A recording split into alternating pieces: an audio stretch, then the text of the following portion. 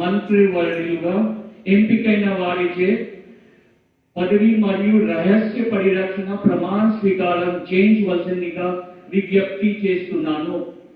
మంత్రివర్యు పేరు ఒక్కొక్కటి చదవటం జరుగుతుంది. గౌరవనీయులు కోనిడాల పవన్ కళ్యాణ్ గారు,